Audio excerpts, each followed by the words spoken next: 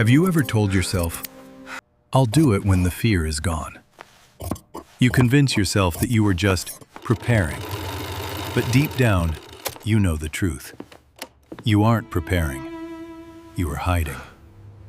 Elias spent 60 years waiting for the perfect moment, and he learned the brutal truth too late.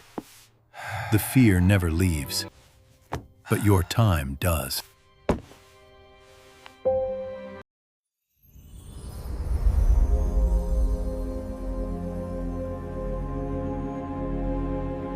In the gray shadows of a Chicago suburb, Elias ran a shop that smelled of stale steam and singed wool.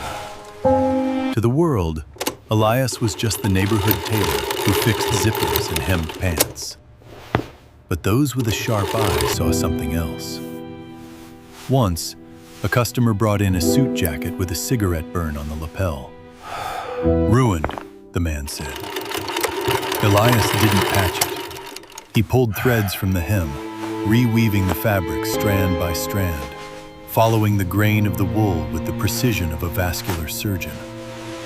When he was done, the burn hadn't just been covered, it had been erased. "It's magic," the customer gasped. Elias didn't smile. "No," he said quietly, "just patience." He had the hands of a master artist, but he spent his days fixing cheap polyester for minimum wage.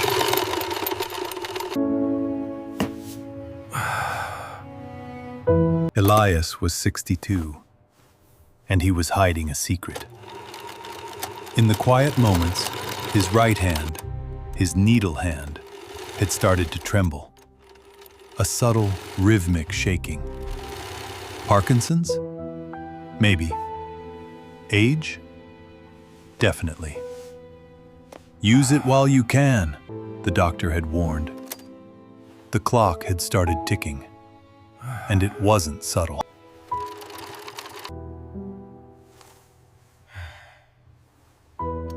Late at night, Elias would open the bottom drawer of his desk. Inside lay a length of midnight blue Italian wool, the finest fabric money could buy. He had purchased it 20 years ago. On top of the wool sat a photograph from his daughter's wedding. His daughter looked like an angel. But Elias? He stood beside her looking like a scarecrow. He was wearing a cheap, rented tuxedo, the shoulders too wide, the sleeves too short. The fabric shined like plastic under the camera flash. He remembered that day. He had wanted to sew a custom suit for the wedding. He had the wool. He had the skill. But the voice of fear whispered, "What if you mess it up? Everyone will see your failure. Rent the tux. It's safe." So the master tailor walked his daughter down the aisle looking like a fraud. That photograph became his badge of shame. He had chosen safety over dignity.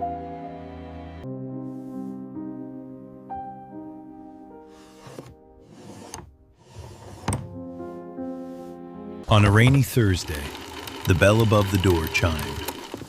Mr. Sterling walked in.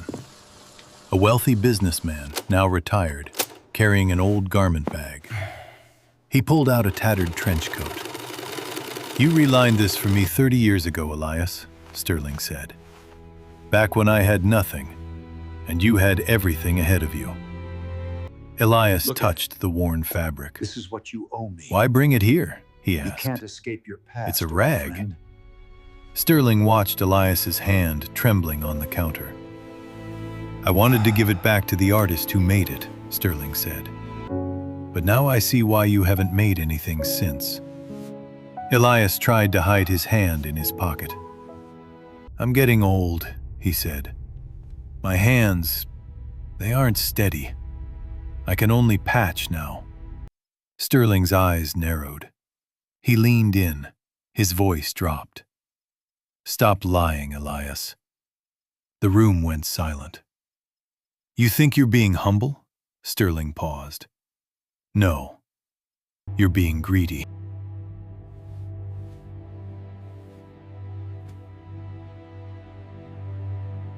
Elias blinked. Greedy? Yes, Sterling said. You've been hoarding this talent for 40 years, waiting for a perfect moment that never came.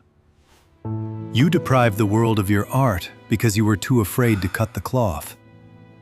Sterling looked at the trembling hand. The tragedy isn't that you're dying, Elias, he said softly. The tragedy is that you're going to the grave with all those beautiful designs still locked in your head. Then he turned and walked out. The truth hung in the air like smoke. Elias stood frozen. The word greedy echoed in his mind. He looked at his trembling hand, then at the wedding photo, the rented life. Something snapped.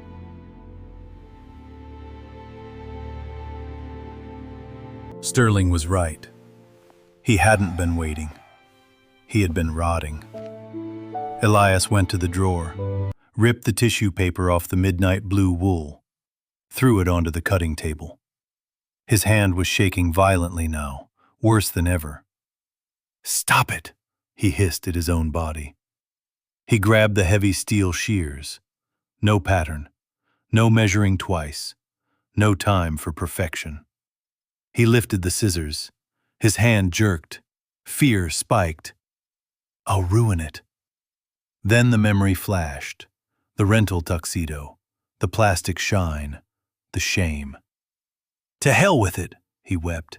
I'd rather ruin this wool trying than leave it pristine in a drawer. He clamped his left hand over his right wrist, two hands fighting one tremor. The heavy crunch of scissors cutting fabric filled the room. The cut wasn't smooth.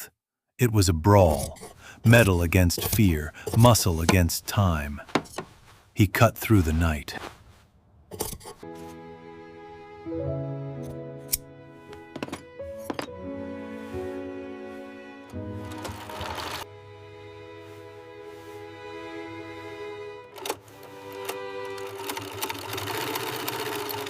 Three days later, Mr. Sterling returned. The shop was dim. Elias was asleep in a chair, collapsed from exhaustion. But on the mannequin in the center of the room was the suit. It was breathtaking. But if you looked closely, really closely, you could see it wasn't perfect. One lapel was slightly wider. The stitching on the buttonhole was aggressive, almost angry. It didn't look like a suit made by a machine. It looked like a suit made by a human being who had fought a war to create it. Elias stirred awake. It's not perfect, he said, his voice raspy. My hand slipped twice. Sterling ran his fingers along the lapel. Tears filled his eyes. No, Elias, he said softly. It's flawed, and that's why it's the most beautiful thing I've ever seen. Elias smiled. For the first time in 60 years, he wasn't wearing a costume. He was wearing his own skin. My friend, be honest with yourself. What is your midnight blue wool? That book you want to write, that business you want to start, that person you need to forgive. Are you waiting until you're ready? Until the fear goes away? Here's the brutal truth. The fear never goes away. But the time does. One day, your hand will shake. One day, your eyes will fade. Don't let your potential die in a drawer wrapped in tissue paper.